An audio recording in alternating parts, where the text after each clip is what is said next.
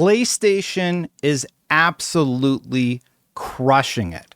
They have announced that they've sold 75 million consoles, but there's way more interesting data points to dive into beyond how their console's doing. The console is slightly behind where the PlayStation 4 is, but that should not be the focus, in my opinion. The focus should be all of these other metrics that I feel like people need to be looking at. Monthly active users are at an all-time high. 40% of users who purchased the PS5 during Q3 were new users. The PS5 console is very close to the PlayStation 4 console, even though it is more expensive than the PlayStation 4 console, and it went through COVID. PlayStation Plus revenue grew by 20%. They're bullish on AI, and even their peripherals like the PlayStation Portal are doing quite well, with now 120 PlayStation games able to be streamed directly on the device. I made a post about this, and somehow fanboys jumped up to defend PlayStation because I said consoles should not be the focus because PlayStation is killing it.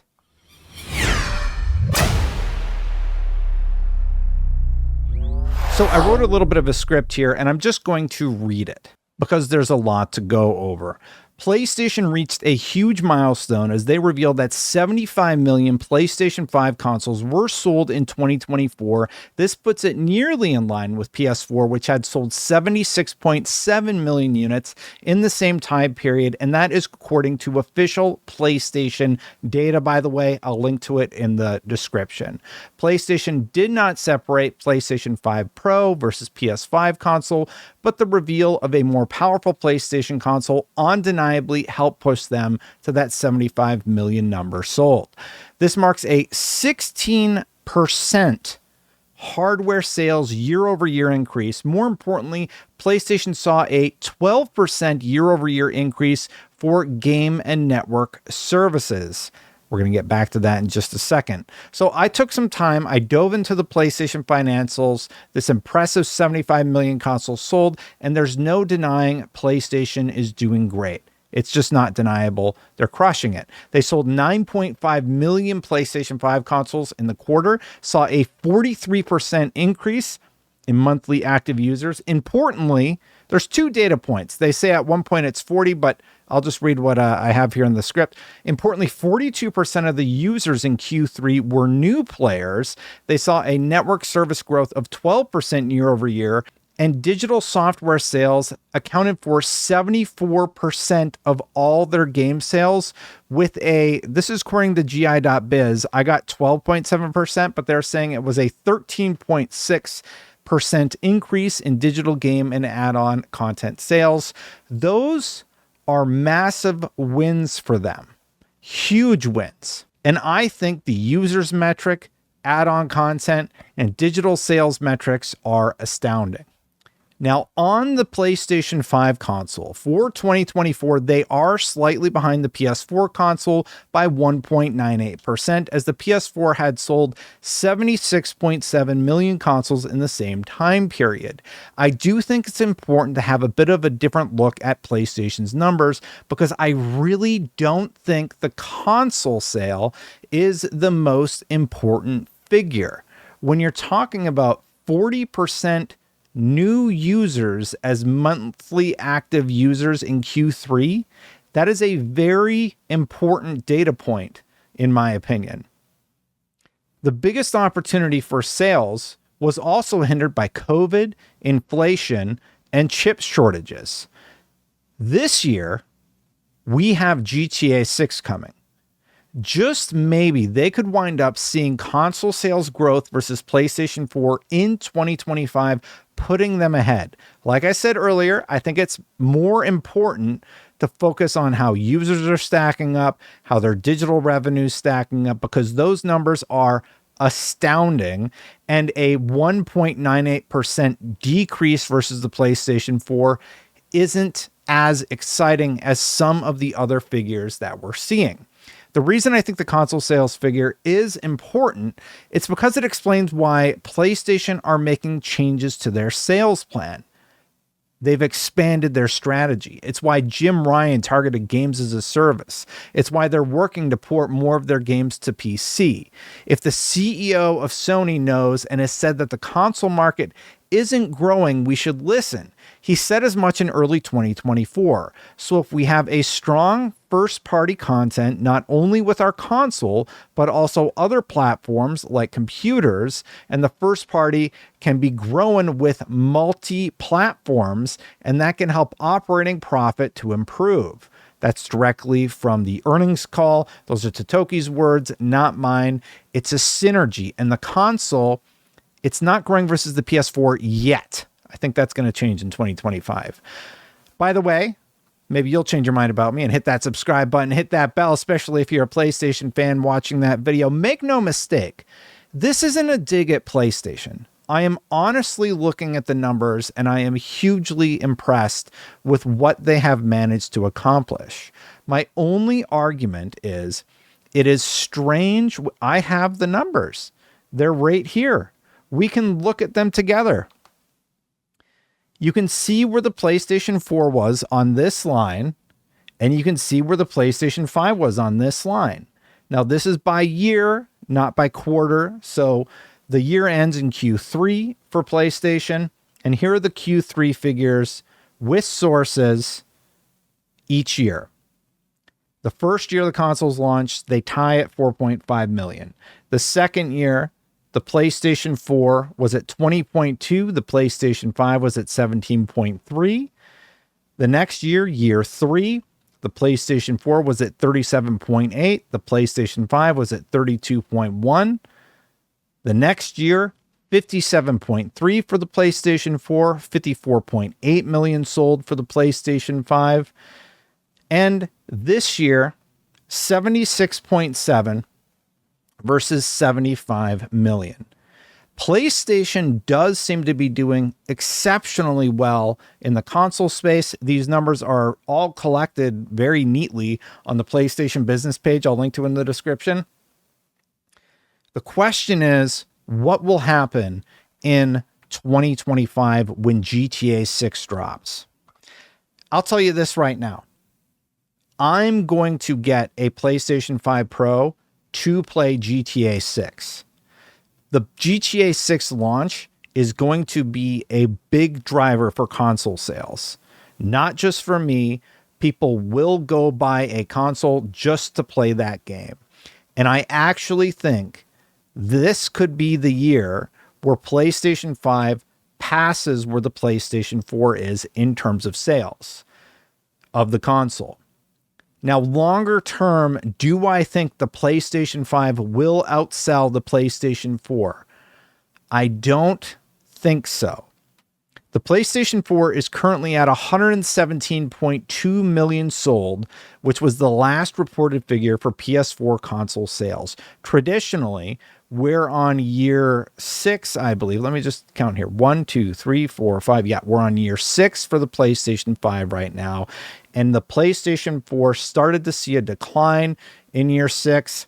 They went from 19.4 million sold to 17.7 million sold, and then 14, then 6, then 2, then 0.1 is the only figure we have for 2022 for the PlayStation 4. So the drop happened quickly. The question is, what will happen with the PlayStation 5? Let me know what you think in the comments below, because I think the PlayStation 5 will come close to that 117.2 million.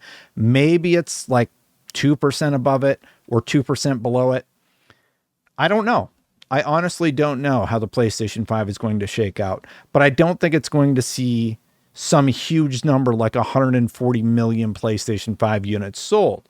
Why do I think that? Well, largely because I think 2025, beyond the third-party games coming to the console, it will be a lighter year in terms of first-party. But if they come out swinging in 2026, they could potentially hold on to that momentum and see growth. The more exciting figures are some of the other data points, though, that are covered in their earnings call. Sony finds themselves with a hugely successful platform, not only because of their console sales, but because they're adapting to modern wants from the player. 74% of their sales being digital, that's massive. If they have another hit like Helldivers 2 across PC and console, you can guarantee a healthy increase of monthly active users, digital revenue, and digital add-on sales. That's why they can eat the Concord $400 million loss, because really they just need one of those games to hit. Do I think it will be fair games? No way. But what if one of the other things in their pipeline, I don't know how many of those games are still getting the green light, but they just need one more game like Helldivers 2, and it's not going to matter how many consoles they sell because they're going to be making money via all these other avenues. Here's what I wrote on Twitter. I said the following: PlayStation's strategy is much more exciting if you look at what they've accomplished beyond just the console. I should have said just the console. They are seeing massive growth in very important ways. Monthly active users have consistently been growing since 2021 in Q3. There are 129 million monthly active users. That's a new record for them. 40% of users who got a PS5 during Q3 were new users. 42%. According to the VGC article, I saw 40% in the earnings call. Anyway, it's huge. The PS5 console is pacing with the PS4 console sales, even though the console is more expensive. That's directly from the earnings call. 74% of game sales are digital. There was a 12.8% increase in digital game sales and add-on content sales. Game industry had 13.6, but I checked the math. I don't know where they got that number. So if you know, let me know in the comments below, but 12.8 is still huge. 13.6 is huge. This is a very important figure. PlayStation Plus grew 20%, mainly because PlayStation increased the prices of service. That's per the earnings call. They're bullish on AI for things like PSSR as an example. And the PlayStation Portal is getting some very interesting updates and can play 120 PlayStation 5 games via the cloud. Make no mistake, PlayStation is doing exceptionally well and posted some really exciting numbers for Q3. With GTA 6 coming this year, I have to wonder if they'll surpass the PS4 console in 2025. It would be wild if the PS5 somehow gains momentum on the back half of the console cycle, as opposed to slowing down like the PS4 started to in year 6. Time will tell. But even if the console matches the PS4 or is slightly behind it, they could keep seeing monthly active user increases, digital sales increases, and a higher overall revenue. 2025 is going to be a very interesting year for PlayStation, to be sure. Look, I know I've gotten a lot of shit from the PlayStation community for what is perceived as a slight for PlayStation. My main takeaway is I think focusing on a 1.98% decrease versus the PlayStation 4 is much less interesting than a 20% growth in revenue for PlayStation Plus. A monthly active user milestone of 129 million is crazy. PlayStation not only is doing exceptionally well in the console market, but I want to compare their numbers to the other people on the market because I'm wondering, how are they doing in networked services? They were on their back foot in those territories, and it seems like they're catching up. That is a bigger deal than whether or not they will outsell the PlayStation 4, in my opinion. But I would love to know what you think. Like I said, pointing out that the official numbers provided by PlayStation for worldwide sales of the PlayStation 5, I'm not digging at them. And people pointed out that they were hit with COVID. There was inflation, but people are still buying the console. They're only 1.98% behind the PlayStation 4. That is crazy to think about if you really dive into the numbers. But a 20% increase in revenue is even crazier in my opinion. 74% digital, a milestone of monthly active users. Whatever PlayStation is doing is working. And you have to remember, This is after a year where they had no games. We're going into a year where they have Ghost Yote later this year. They're doing partnerships with Borderlands 4 and GTA 6 is coming. What if they're stockpiling for 2026 because they know they don't have to do a lot in 2025 because everybody's just giving them money anyway? It's very exciting stuff. I'd love to know your thoughts in the comments below. Thanks for watching. Hit that subscribe button, hit that bell if you like my content. Thank you so much for watching this video. If you want to become a member, you can do so by clicking that join button right down below. And hey, if you want to support me on Patreon, you can go to patreon.com/SafeStatePlus or become a YouTube member. Big thanks to Christopher Eddy, Intermachine, Philroni, Savage03, Spin Getter, and the Scarecrow 121 for supporting at the highest level. Really, really exciting stuff. I'll dive in more soon. I want to look at Xbox. I want to look at Nintendo. We're about to launch the Nintendo Switch 2. It's going to be an interesting 2025. Thanks for watching, everybody. If you want to see my interview with Phil Spencer, where he sort of talks about what they're doing with software, no more red lines, everybody. It was a good interview. Check it out, and I'll see you for the next one. Bye for now.